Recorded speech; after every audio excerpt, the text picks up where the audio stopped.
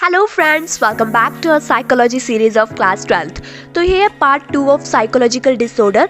Part 1 में हमने concept of abnormality और historical background of psychological disorders के बारे में समझा था।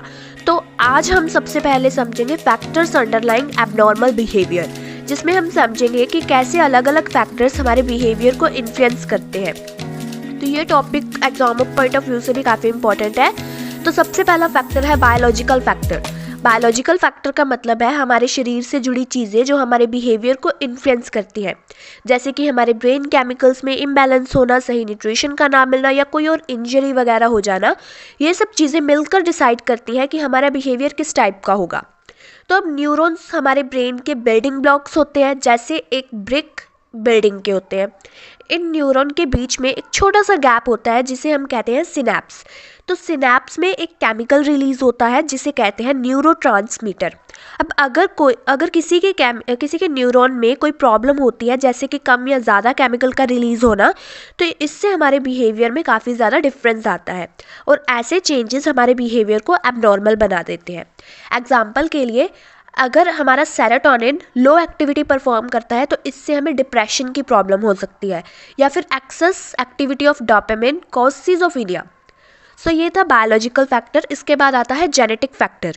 जेनेटिक फैक्टर का मतलब है हमारे जीन्स जो हमें हमारे डीएनए में होते हैं। जैसे कि हमारे पेरेंट्स से हमें कुछ फीचर्स मिलते हैं, वैसे ही उनके जीन से हमें कुछ बिहेवियरल ट्रेट्स भी मिलते हैं। अगर किसी की फैमिली में किसी को कोई पर्टिकुलर मेंटल हेल्थ कंडीशन था, तो चांसेस होते हैं कि उस फैमिली के मेंबर्स को भी वो कंडीशन हो सकते हैं, क्योंकि जीन्स उस बिहेवियर को इन्फ्लुएंस करते हैं। इसलिए जेनेटिक फैक्टर हमारे बिहेवियर में एक इम्पॉर्टेंट रोल प्ले करते हैं। एग्जाम्पल के लिए मूड डिसऑर्डर या एंजाइटी या फिर डिप्रेशन भी हो सकता है। सो इसके बाद आता है साइकोलॉजिकल मॉडल। तो एबनॉर्मल बिहेवियर में साइकोलॉजिकल और इंटरपर्सनल फैक्टर्स काफ़ी इंपॉर्टेंट रोल प्ले करते हैं, जैसे कि कोई पास्ट ट्रॉमा या इंटरपर्सनल रिलेशनशिप में इश्यूज होना। इन चीज़ों से हमारा माइंड और बिहेवियर इन्फ्लुएंस होता है। और साइकोलॉजिकल मॉडल के कुछ फैक्टर्स ये भी हो सकते हैं, जैसे मैटरनल डेप्रिवेशन, किसी बच्चे का कम उम्र में उसकी मदर से दूर हो जाना, या फिर faulty parent child relationship, parents से अच्छे रिलेशनशिप का ना होना, फैमिली में डिस्टर्बेंस होना या किसी चीज़ का काफ़ी ज़्यादा स्ट्रेस होना। तो अब साइकोलॉजिकल मॉडल में आते हैं साइकोडायनेमिक, बिहेवियरल, कॉग्निटिव और ह्यूमनिस्टिक एग्जिस्टेंशियल मॉडल। तो अब हम इनको समझेंगे। तो अब हम समझेंगे साइकोडायनेमिक मॉडल। इसमें पर्सन कॉन्शियसली अवेयर नहीं होता है। According to psychodynamic model, disorder arise due to conflict between id, ego and superego. तो सबसे पहले देखिए इड क्या होता है। ये प्लेजर प्रिंसिपल पर काम करता है। ये वो पार्ट है जो हमारे बेसिक डिज़ायर्स को रिप्रेजेंट करता है। तो इड को किसी और चीज़ से कोई लेना देना नहीं होता है, इसे जस्ट प्लेजर चाहिए होता है। ये प्लेजर सीकर होता है, जैसे एक छोटा बच्चा होता है। उसके बाद है ईगो। तो ईगो काम करता है रियलिटी प्रिंसिपल पर। ईगो वो पार्ट है जो हमारी रियलिटी और सोशल नॉर्म्स को समझने में हेल्प करता है। ये डिज़ायर्स और रियलिटी में बैलेंस को मेंटेन करता है। उसके बाद आता है सुपर ईगो। ये बेस्ड है मोरालिटी प्रिंसिपल पर। सुपर ईगो वो पार्ट है जो हमारे मॉरल्स, वैल्यूज़ और सोसाइटल एक्सपेक्टेशंस को रिप्रेजेंट करता है। तो चलिए एक एग्जाम्पल से इसे और अच्छे से समझते हैं। लेट्स सपोज एक बच्चा आइसक्रीम बाय करने गया।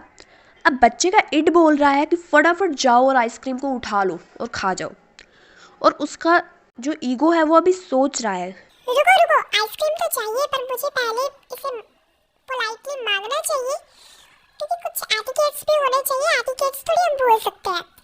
और बच्चे का सुपर ईगो कुछ और ही बोल रहा है। वो सोच रहा है कि आइसक्रीम खरीदने के लिए लाइन में पेशेंटली वेट करें और फिर मैनर्स के साथ आइसक्रीम को मांगना है हमें और उसके बाद खाना है। So next one is behavioural model. इसके अकॉर्डिंग हमारा बिहेवियर मोस्टली हमारे सराउंडिंग और एक्सपीरियंसेस के अकॉर्डिंग फॉर्म होते हैं, और हम किसी भी बिहेवियर को चेंज कर सकते हैं through proper conditionings and reinforcement technique. इसके अकॉर्डिंग नॉर्मल और एबनॉर्मल बिहेवियर दोनों हम खुद सीखते हैं और इन्हें हम अनलर्न भी कर सकते हैं थ्रू प्रॉपर कंडीशनिंग। तो इसके बाद आता है कॉग्निटिव मॉडल। तो इसमें लोग खुद से ही कुछ एजम्पशंस बना लेते हैं जो कि बिल्कुल गलत होती हैं, और लोग उसके बारे में बार बार सोचते रहते हैं, जिससे कुछ नेगेटिव कंक्लूजन होते हैं हमेशा।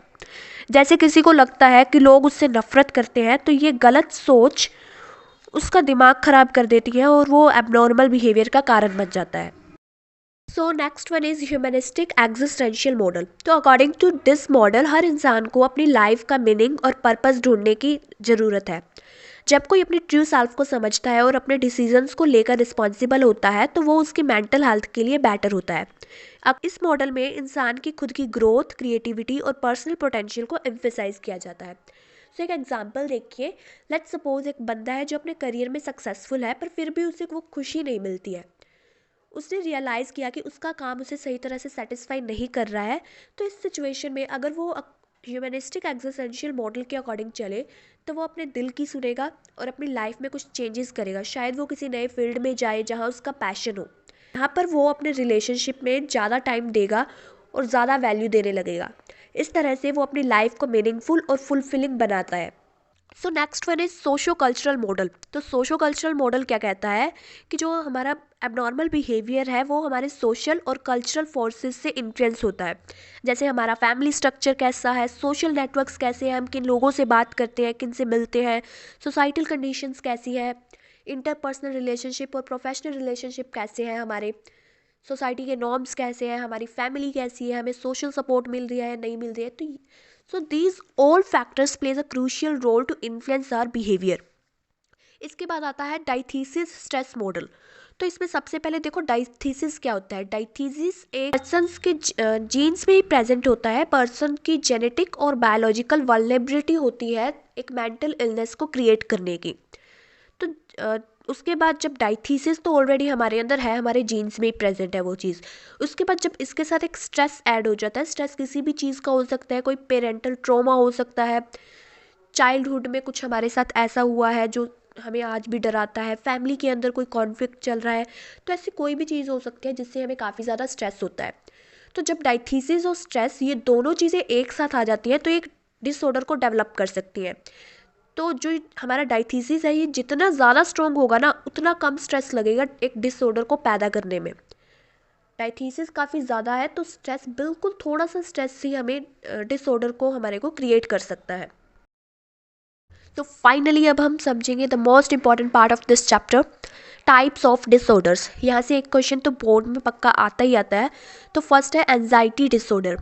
तो एंजाइटी क्या होती है, किसी चीज़ से अनप्लीजेंट सा एक फीलिंग ऑफ फियर होना, ठीक है, किसी चीज़ से एकदम से ऐसे डर लगना। तो इसके सिम्टम्स क्या हो सकते हैं, पैनिक हो जाना एकदम से, किसी चीज़ का बहुत ज़्यादा डर लगना, स्लीपिंग प्रॉब्लम्स होना, not being able to calm down, sweating होना, फ्रीक्वेंट यूरिनेशन होना और सांस ना आना अच्छे से, ड्राई माउथ हो जाना, चक्कर आना, इनएबिलिटी टू कॉन्सेंट्रेट, किसी चीज़ पर कॉन्सेंट्रेट ना कर पाना। तो ये सारे सिम्टम्स होते हैं एंजाइटी डिसऑर्डर्स के। तो एंजाइटी डिसऑर्डर के फर्दर 4 पार्ट्स होते हैं। फर्स्ट है GAD, जनरलाइज्ड एंजाइटी डिसऑर्डर।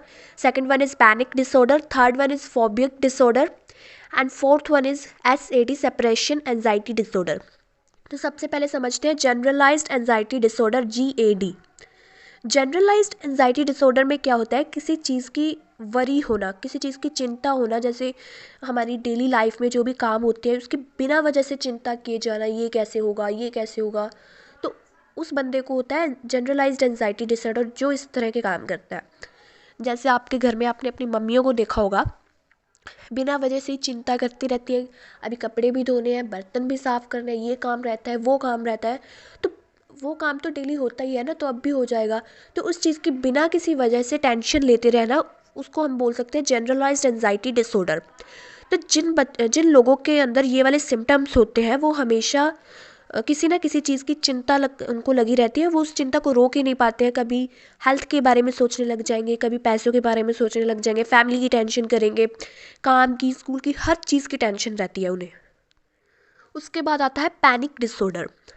तो पैनिक डिसऑर्डर में क्या होता है, एकदम से पैनिक अटैक आ जाना, ठीक है, एक स्ट्रॉन्ग फीलिंग ऑफ फियर का होना। ये कहीं भी किसी भी टाइम हो सकता है। इसके अंदर क्या होता है, बार बार हमें एंजाइटी अटैक्स आते हैं, एकदम से बंदा पैनिक कर जाता है, उसे कुछ समझ नहीं आता है कि मैं क्या करूं क्या ना करूं, ठीक है। तो इसके सिम्टम्स क्या हो सकते हैं, चेस्ट पेन, लूजिंग कंट्रोल और फीलिंग ऑफ डाइंग, एकदम से लगना कि मैं मरने वाला हूँ, शॉर्टनेस ऑफ ब्रेथ, सही तरीके से सांस ना आना या फिर हेडेक होना, ये सारे सिम्टम्स हो सकते हैं पैनिक डिसऑर्डर के। सो इसके बाद आते हैं फोबियाज़। फोबियाज़ होते हैं unrealistic and irrational fears. 3 types के होते हैं ये। फर्स्ट है स्पेसिफिक फोबिया, सेकंड है social phobia and third one is agoraphobia. Specific phobia होता है मोस्ट कॉमन फोबिया। ये एक फियर होता है किसी पर्टिकुलर ऑब्जेक्ट से, किसी पर्टिकुलर एनिमल से या किसी सिचुएशन से।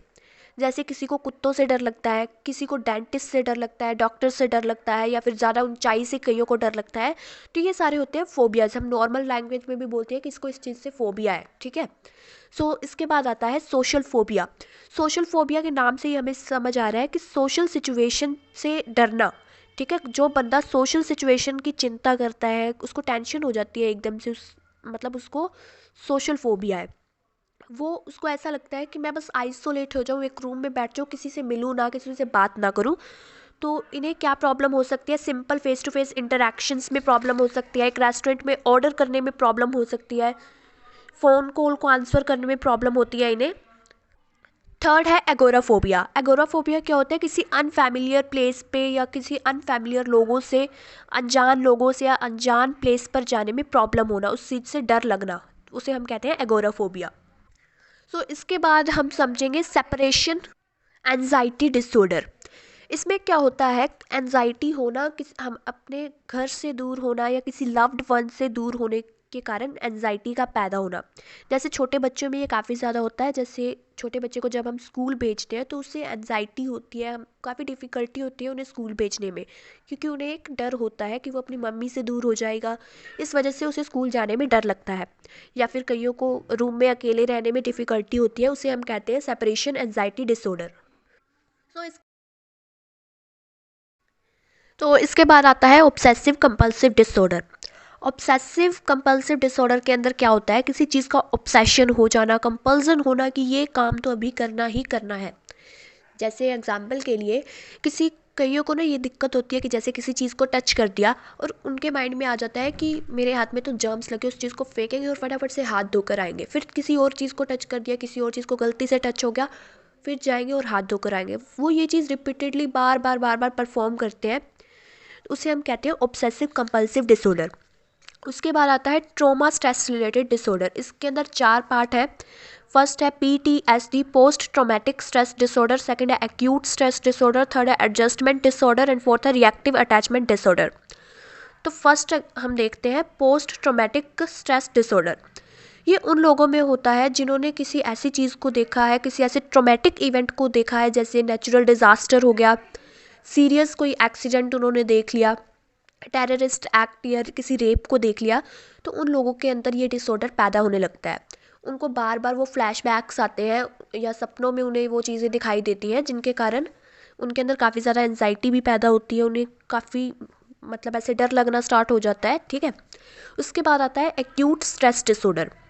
ये काफ़ी हद तक PTSD के जैसे ही होता है, बट इसके अंदर सिम्टम्स जो होते हैं वो 3 दिन या फिर 1 मंथ के बाद आते हैं इवेंट के। उसके बाद है एडजस्टमेंट डिसऑर्डर। इसमें डिफ़िकल्टी होती है एडजस्टमेंट करने में। किसके बाद? किसी रोमांटिक ब्रेकअप के बाद, या फिर कोई उनको इलनेस है पेनफुल, जिसके अंदर काफ़ी ज़्यादा पेन है, तो उस चीज़ के बाद एडजस्ट करने में उन्हें प्रॉब्लम होती है, उसे हम कहते हैं adjustment disorder. Fourth one is reactive attachment disorder. तो रिएक्टिव अटैचमेंट डिसऑर्डर उन बच्चों के अंदर होता है जिन्होंने शुरुआती कुछ सालों में स्टार्टिंग के अंदर काफ़ी ज़्यादा नेग्लेक्टेंस फेस की होती है। उन बच्चों पर ध्यान नहीं दिया जाता है ज़्यादा, उन्हें बिल्कुल ही नेग्लेक्ट कर देते हैं फैमिली वाले या फिर फ्रेंड्स, बिल्कुल नेग्लेक्ट कर दें। उन बच्चों के अंदर रिएक्टिव अटैचमेंट डिसऑर्डर पैदा हो जाता है। तो this was all about part 2 of psychological disorders. I hope आपको अच्छे से समझ आया होगा। अगर आपको कोई भी डाउट या क्वेरी हो तो आप कमेंट सेक्शन में पूछ सकते हैं। हमारी इंस्टाग्राम आईडी को फॉलो कर सकते हैं फॉर नोट्स और सच इन्फॉर्मेशन। तो वीडियो को लाइक शेयर कमेंट करना ना भूलें और चैनल को सब्सक्राइब करें। हम मिलेंगे पार्ट 3 में। तब तक के लिए कीप स्टडीइंग।